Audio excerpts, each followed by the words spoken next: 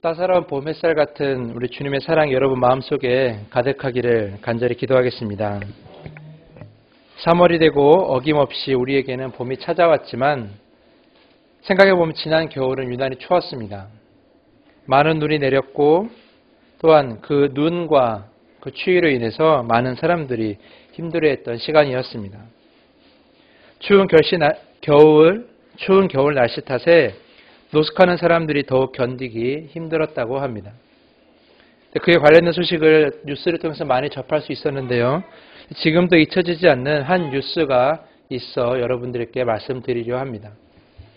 지난 1월경 서울 중구 남산에 있는 장충 리틀 야구장이라는 곳에 선수 대기실에서 한 남자가 누운 상태로 발견됐습니다.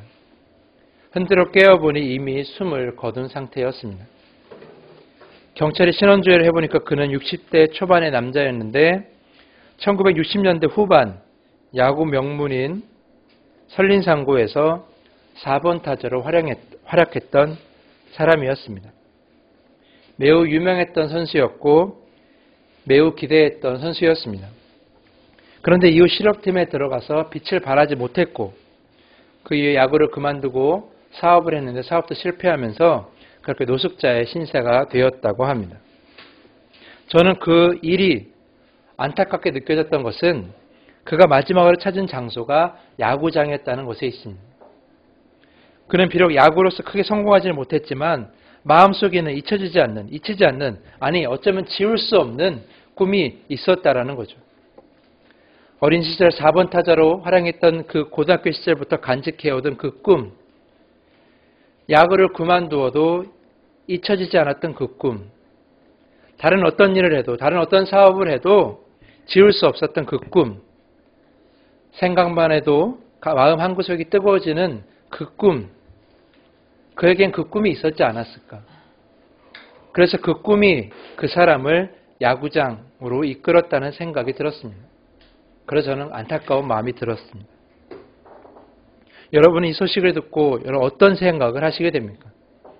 혹시 여러분의 마음 한구석에는 자리 잡고 사라지지 않는 꿈이 있지는 않습니까? 그 꿈을 향해 열심히 달려가고 계십니까? 아니면 그 꿈은 잠시 접어두고 다른 일을 하면서 살아가고 계십니까? 오늘은 저는 여러분과 함께 꿈에 관한 얘기를 한번 해보려고 합니다. 오늘 읽은 본문은 예수님과 제자들의 대화가 기록되어 있습니다. 기억해야 할 것은 이 대화가 이루어진 시점인데요. 마태복음 20장에도 오늘 읽은 같은 본문이 기록되어 있습니다. 근데 마태와 마가 모두 이 대화의 기록 시점이 언제냐면 예수님께서 예루살렘에 올라가시기 바로 그 전에 예수님과 제자들이 대화를 했다라는 거죠. 그러니까 예수님께서 십자가를 지셔야 하는 그런 공생의 마지막 순간, 그 순간을 앞둔 시점에 이 예수님과 제자가 했던 대화라는 거죠. 본문을 보면 제자 중 야고보와 요한이 예수께 다가와 묻습니다. 우리가 원하는 것이 있는데 들어줄 수 있습니까? 라고 이렇게 물어보는 거죠. 예수께서 그것이 무엇이냐고 묻습니다. 그러자 야고보와 요한은 이렇게 이야기합니다. 37절 말씀을 제가 세 번역을 읽어드립니다. 선생님께서 영광을 받으실 때에 하나는 선생님의 오른쪽에 하나는 선생님의 왼쪽에 앉게 하여 주십시오라는 거죠. 야고보와 요한이 이런 이야기에서 영광을 받으실 때라는 것은 앞으로 있을 예수님의 십자가와 고난 그리고 부활을 이야기하는 것은 아닙니다. 제자들은 예수님과 좀 다른 생각을 가지고 있었죠. 제자들은 예수님이 이스라엘의 새로운 왕으로 등극할 것이라 생각하고 있었습니다. 예수님이 가지고 계신 능력, 예수님의 카리스마, 예수님을 따르는 그 수많은 회중들의 힘을 얻어서 이스라엘의 새로운 왕, 그래서 그런 로마의 압제에서 이스라엘을 구원해 주실 것이라 제자들은 믿고 있었습니다. 즉 제자들의 관심은 예수께서 높은 자리에 올라가는 것이었습니다. 영광을 받으실 때라는 것은 그때를 이야기하는 거죠. 그리고 그 올라가실 때에 나는 무엇을 얻을 수 있지는 않을까라는 그런 생각을 제자들은 가지고 있었습니다. 야고보 요한도 그랬습니다. 제자들은 오해하고 있었죠. 그래서 이 오해에 대해서 예수님은 다음과 같이 이야기하십니다. 38절입니다. 너희는 너희가 구하는 것이 무엇인지를 모르고 있다. 내가 마시는 잔은 너희가 마실 수 있고 내가 받는 세례를 너희가 받을 수 있느냐라고 이렇게 묻는 거죠. 여러분 잘 아시는 것처럼 예수님께서 가고자 했던 길은 왕의 자리가 아니었습니다. 높은 자리를 원하시지 않으셨죠. 고통의 길이었고 견디기 힘든 길이었습니다. 제자들은 그것을 몰랐습니다. 만약 알았다면 예수께서 잡히시던 그날 여러분 다 아시는 것처럼 제자들이 뿔뿔이 흩어져서 도망가지는 않았겠죠. 제자들이 상상하지 못했던 그런 일이 벌어집니다. 예수님께서 잡히신다는 거죠. 십자가에 달리시고 형을 당하신다. 도저히 제자들은 상상할 수 없었던 일이었죠. 예수가 가졌던 생각과 예수님의 제자들이 가졌던 생각은 달랐습니다. 만약 그것을 알았다면 예수님의 영광 받으시는 그날 오른쪽과 왼쪽에 앉게 해주십시오라고 하는 말을 하지 않았을 겁니다.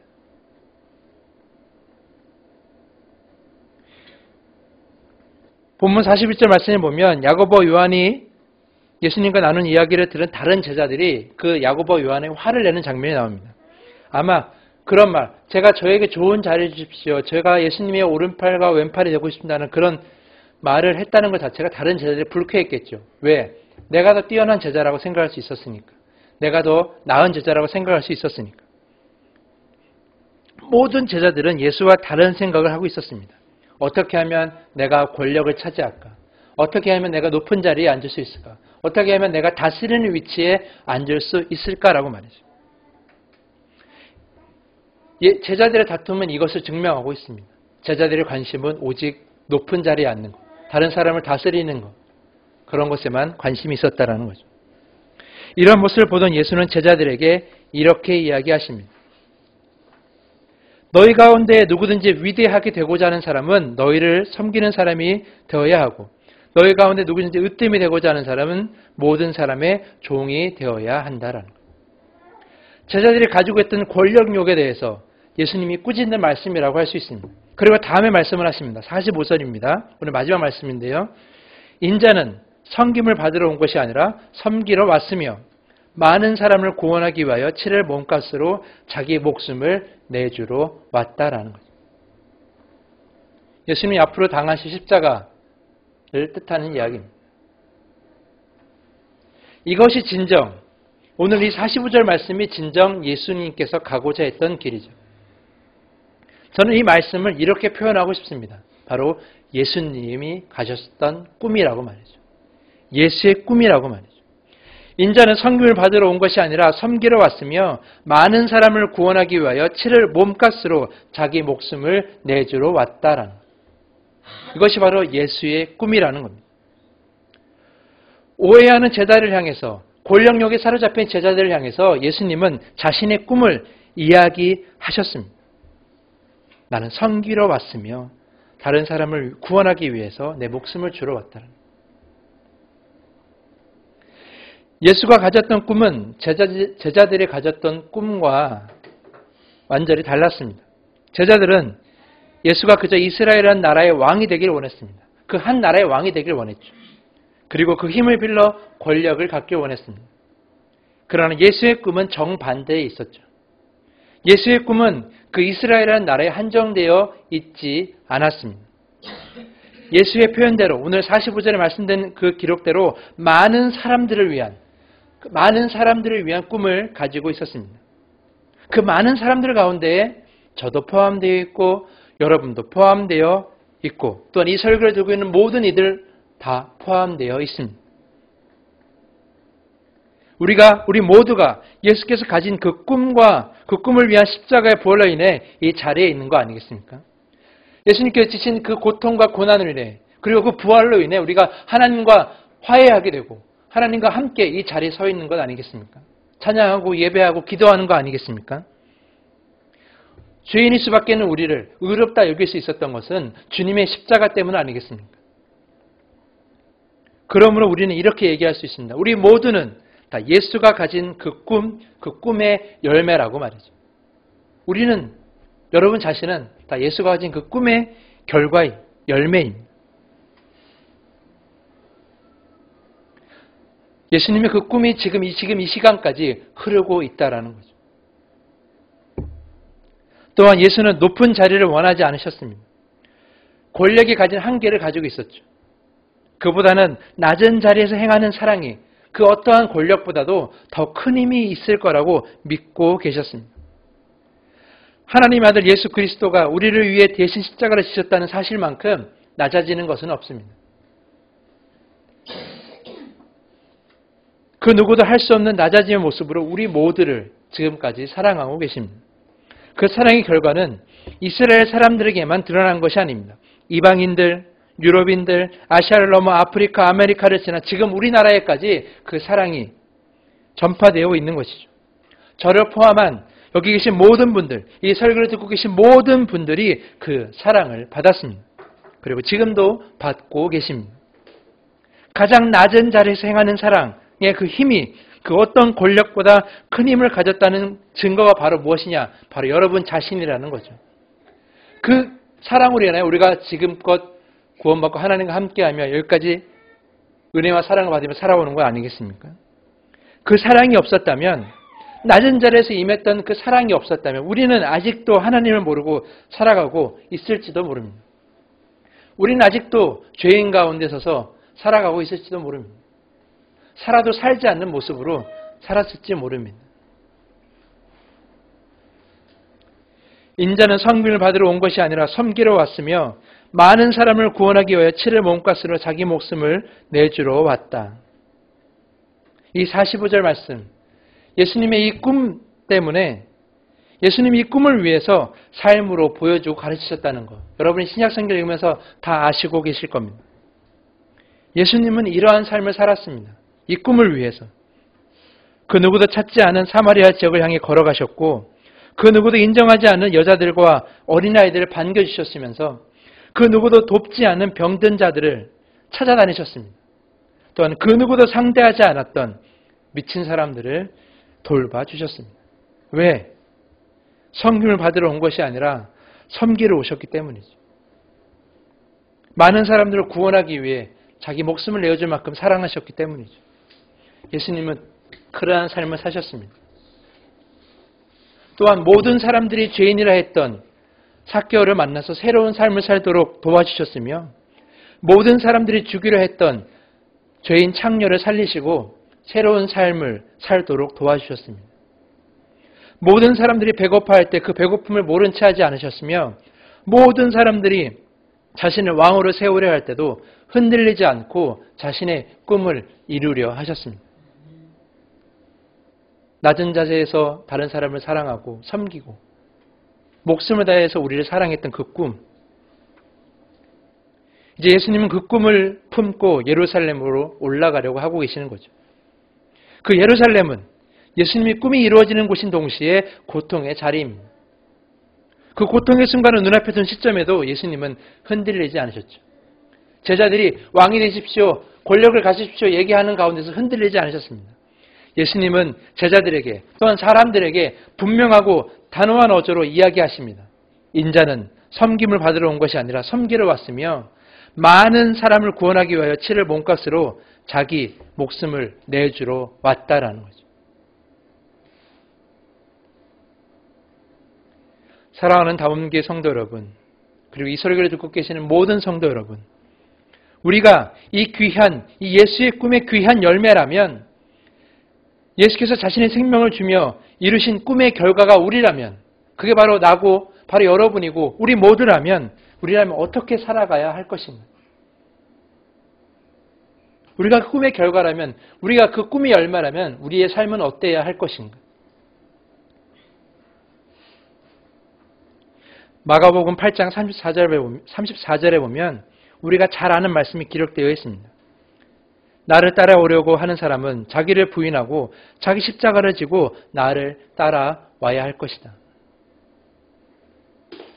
이 말씀이 예수와 똑같은 십자가의 고통을 경험하려는 이야기가 아니라는 걸 여러분 잘 아실 겁니다.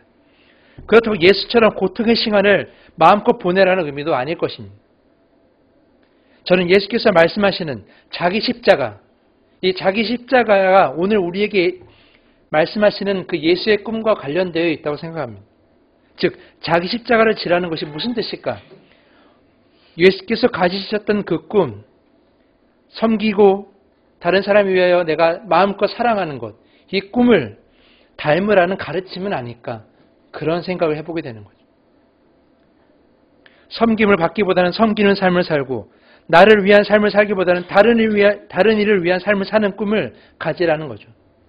그 꿈을 함께 공유하자는 것이죠. 예수님이 가졌던 그 꿈을 우리 모두 함께 공유하자. 그것이 예수님의 그 꿈의 열매인 우리가 가져야 할 모습이 아닌가라는 거죠. 그것이 예수님께서 말씀하신 자기 십자가를 지는 것이 아닌가. 저는 그런 생각을 해보게 되었습니다. 지난주 설교 가운데 제가 나들목 교회 김용구 목사님 쓰신 교회 안의 거짓말이라는 책을 제가 언급한 적이 있습니다. 이번 주간에 그 책을 사서 읽었었는데 그 책 가운데 이런 글귀가 있습니다. 제가 읽어드리도록 하겠습니다. 성경이 말하는 비전은 무엇이 되느냐가 아니라 어떤 사람이 되느냐에 관한 것입니다. 하나님은 우리가 무엇을 하느냐에 특별히 관심을 두지 않습니다. 하나님은 우리가 어떤 사람이 되는가에 더 큰 관심을 가지십니다. 바로 예수를 닮은 사람이 되는 겁니다. 집에서 일을 하든 직장에서 일을 하든 아이들을 가르치든 공부하는 학생이든 각자의 삶의 영역에서 예수를 닮은 사람이 되는 것입니다. 우리가 정말 추구해야 할 것은 그분을 닮아가는 것, 거룩함에 이르는 것입니다. 하고 이렇게 쓰여 있었습니다. 저는 하나님께서 우리가 어떤 사람이 되는 거에 큰 관심을 가지신다는 대목에서 뭔가 얻어받은 기분이 들었습니다. 왜냐하면 우리는 지금까지 무엇이 되는가에만 관심을 가지고 있었죠. 제가 2주 전에 어떻게 살아야 하는가라는 제목의 설교에서 말씀드린 것처럼 우리는 결과에만 너무 집착하며 살고 있었습니다. 생각해보면 하나님은 우리 모두에게 즐거워할 만한 것을 하나씩을 주셨습니다. 그 일만 생각하면 행복하고 그 일만 생각하면 신이 나며 시간 가는 줄 모르는 그런 일이 우리 가운데 한 가지씩은 있습니다. 그 일이 무엇인지는 중요하지 않습니다. 중요한 것은 무엇이냐면 그 무슨 일이든지 간에 그 일을 하면서 어떻게 살아가야 하는가가 더 중요하다는 거죠.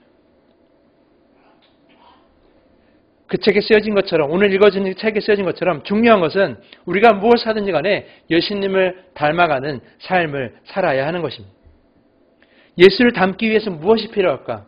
어쩌면 예수가 가졌던 그 꿈을 공유하는 것이 아닐까? 그 꿈을 공유하면 우리의 삶이 조금은 예수님을 닮아가지 않을까? 이런 생각을 해보게 되었습니다. 인자는 섬김을 받으러 온 것이 아니라 섬기러 왔으며 많은 사람을 구원하기 위하여 치를 몸값으로 자기 목숨을 내어주러 왔다라는 이 꿈 말이죠. 우리가 살아간 이 삶 가운데 우리가 가진 꿈에 이 예수님의 꿈을 포함시킨다면, 공유한다면 조금은 예수님을 닮아가는 삶을 살지 않을까요? 저는 교사가 되고 싶습니다. 아이들을 섬기는 교사, 제 모든 것을 다해 아이들을 사랑하는 교사가 되고 싶습니다. 이렇게 말할 수 있는 거죠. 저는 네일 아티스트가 되고 싶습니다. 제게 손을 맡기는 모든 사람을 온마음을 다해 섬기고 사랑하는 네일 아티스트가 되고 싶습니다. 저는 과일 장사를 하고 싶습니다. 가게를 찾아오는 손님들을 낮은 자세로 섬기고 신선한 과일을 공급해서 모든 이들을 사랑하는 그런 과일 가게 주인이 되고 싶습니다. 이렇게 말할 수 있는 거죠. 저는 사업가가 되고 싶습니다. 직원들을 다스리기보다는 섬기는 사업가, 직원들을 자신의 가족처럼 사랑하는 사업가가 되고 싶습니다. 저는 대통령이 되고 싶습니다. 국민 위에 군림하는 것이 아니라 국민 맨 아래에서 섬기는 대통령, 제 목숨을 다해 국민을 사랑하는 대통령이 되고 싶습니다. 이렇게 꿈을 가질 수 있는 거죠. 그죠? 교사가 되고 싶습니다. 아티스트가 되고 싶습니다. 사업가가 되고 싶습니다. 대통령이 되고 싶습니다. 과일 장사를 하고 싶습니다. 이렇게 하는 것이 아니라 구체적인 꿈을, 예수님이 가졌던 그 구체적인 꿈을 함께 공유하는 거죠. 그러면 우리의 꿈이 조금은 예수님을 닮아가고 우리의 삶이 조금 예수님을 닮아가는 그래서 예수님께서 말씀하신 그 십자가를 지고 나를 따르는 그러한 삶을 살게 되는 것이 아닌가. 저는 그렇게 생각을 합니다. 교회가 가지고 있는 꿈도 마찬가지라고 할 수 있는 것이죠. 전 담없는 교회를 통해서 이루고 싶은 꿈이 있습니다. 예수님께서 그러하셨던 것처럼 교회의 모든 전력을 주변의 이웃들과 힘없는 자들과 도움이 필요한 자들을 위해서 전력을 투구하는 거죠. 그 사람들을 위해서 교회의 공간을 내어주고 그 사람들을 위해서 교회의 모든 시간을 주는 것이죠. 교회가 끝까지 계속 성장하는 것이 아니라 어느 정도 성장하면, 그 적정선은 아직은 잘 모르겠지만 어느 정도 성장하면 교회를 계속 나눠서 분리 개척하는, 그래서 지역 사람들을 섬기는 그런 교회를 많이 만드는 것이 제 꿈이기도 합니다. 사랑하는 데 전력을 다하는 교회, 이웃 주민들, 지역사회를 섬기는 데 전력을 다하는 교회가 담없는 교회의 꿈이기도 합니다. 사랑하는 성도 여러분, 우리의 꿈이 예수의 꿈을 닮아가는 것은 어렵지 않습니다. 어느 자리에 있든지 무엇을 하든지 겸손한 마음으로 모든 일을 섬기고 모든 것을 다해 사랑하면 그것이 바로 예수의 꿈이자 예수의 삶이라고 할 수 있습니다. 우리는 요즘 사순절 기간을 보내고 있습니다. 많은 교회에서 교인들이 사순절 기간 예수의 고난에 동참하라고 하면서 특별 새벽 기도를 열고 금식을 하기도 합니다. 분명 주님께서 기뻐하실 겁니다. 기도하고 금식하는 것. 하지만 우리 삶 가운데 예수님의 이 꿈을 실천하지 못한다면 아무런 의미가 없을 것입니다. 힘들게 새벽 기도 다녀와서 이웃들에게 사랑을 베푸지 못한다면 그것은 아무런 의미가 없습니다. 힘들게 금식하고 나서 다른 사람을 험담하거나 편을 가르는 말을 한다면, 그런 행동을 한다면 아무런 의미가 없습니다.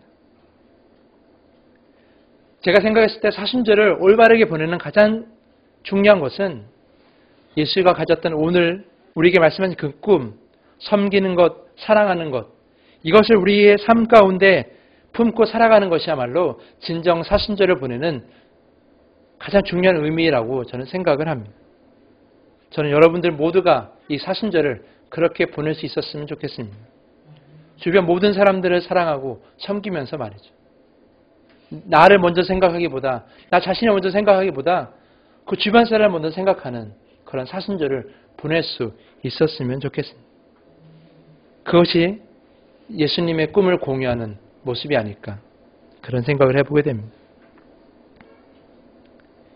이제 말씀을 마치려고 합니다. 누가복음 4장 18절에 19절에 보면 예수님께서 이사야 말씀 61장 1절 2절 말씀을 인용하면서 이렇게 말씀하십니다. 주님의 영이 내게 내리셨다. 주님께서 내게 기름을 부으셔서 가난한 사람에게 기쁜 소식을 전하게 하셨다. 주님께서 나를 보내셔서 포로된 사람들에게 해방을 선포하고 눈먼 사람들에게 눈뜸을 선포하고 억눌린 사람들을 풀어주고 주님의 은혜의 해를 선포하게 하셨다라고 말했죠. 예수님께서 공생애 시작할 때 하신 말씀입니다. 어쩌면 예수님께서 이사야 말씀을 인용하셨지만 예수님이 가졌던 꿈의 선포가 아닐까, 그런 생각을 해보게 됩니다. 오늘 이 예배를 끝나고 집에 돌아가실 때 어디 자리에 있든지 간에 한번 여러분의 꿈을 선포해 보셨으면 좋겠습니다. 나는 무엇을 잘하고 내가 무엇을 좋아하는가, 그 꿈 가운데 내가 하고 싶어하는 것에 예수님의 꿈, 섬기는 것과 사랑하는 것을 어떻게 접목시킬 수 있을 것인가 한번 고민해 보셨으면 좋겠습니다. 그 꿈을 선포해 보시고 작성해 보시고 그 꿈을 위해서 여러분의 모든 것을 다해 꿈을 이룰 수 있는 여러분이 되셨으면 좋겠습니다. 그것이 오늘 말씀을 통해 예수님께서 우리에게 주시고자 하는 메시지입니다. 시간에 기도하겠습니다.